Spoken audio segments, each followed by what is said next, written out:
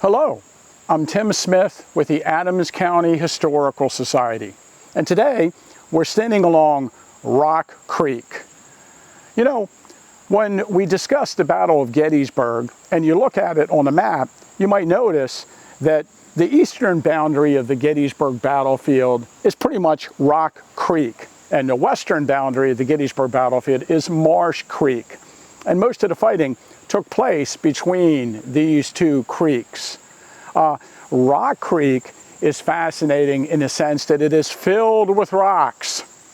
The term Rock Creek appears on early land surveys in the area, and it appears on a 1765 survey for the Manor of Mask. Of course, early on we have Rock Creek Associate Reformed Church, Reformed Presbyterian Church. So the term was used early on to describe this stream. And because it's such a beautiful place, and because there are lots of rocks and trees that appear in these 3D photographs taken early on stereo cards by the Tyson brothers of the Weavers, we have a couple dozen images that were recorded in the 1860s up and down along Rock Creek. We're standing where an old road crossed the creek, and maybe you can actually see the road. Today, this would be a continuation of McAllister's Mill Road. Now, the road came across the creek here at this fording. A bridge was never placed here.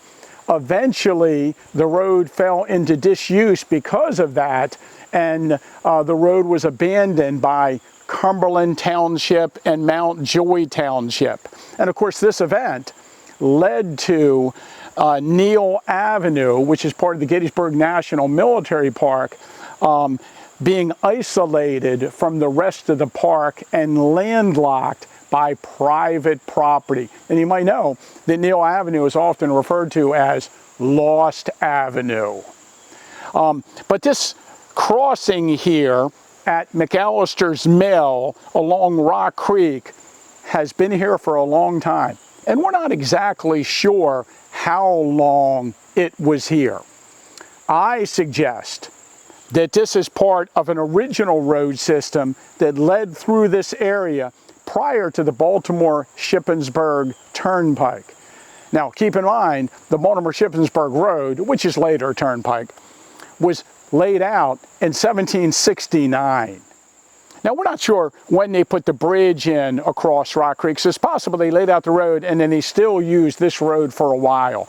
But probably early on amongst the settlers, you would come up from the area of Littlestown, you know, on the Baltimore Pike, and then probably you came out across the low ground on this side of Wolf's Hill, and you probably came across the creek here to McAllister's Mill, which I mentioned in another video was owned by the Geddes family early on, and then you proceeded back over towards the area of Gettysburg. And like I said, there's little documentation for the exact road system we're talking about, but there are some features here that seem to predate the battle by many, many years besides the mill.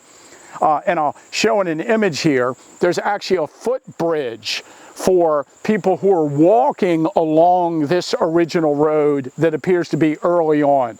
And that footbridge is just like 25 feet from me, just on the other side of the fording, and there are some very interesting early photographs taken of it. So we are on private property. We have permission to be here today, but this is not publicly accessible, this fording. But you know, much of Rock Creek runs along the boundary of the Gettysburg National Military Park near Culp's Hill. We're not far from Culp's Hill. And I should mention one last thing, that this is part of the battlefield. McAllister's Mill, which was behind us, was used as a hospital. On the Warren map, it's actually referred to as Rebel Hospital. During the fighting, there were Union soldiers on a rise of ground here just off to our north, and there were Southern soldiers and skirmishers along Wolf Hill out in the distance. And as we mentioned, the 6th Corps Brigade of Neal, General Neal, was on top of this rise of ground on the other side of the creek. And a section of Weiniger's battery was actually positioned on the hill above McAllister's mill, lobbing artillery shells into the Confederate Army along the slopes of Copp's Hill. If you like the content that we put on our YouTube channel, please share this video with your friends, hit the like and subscribe buttons.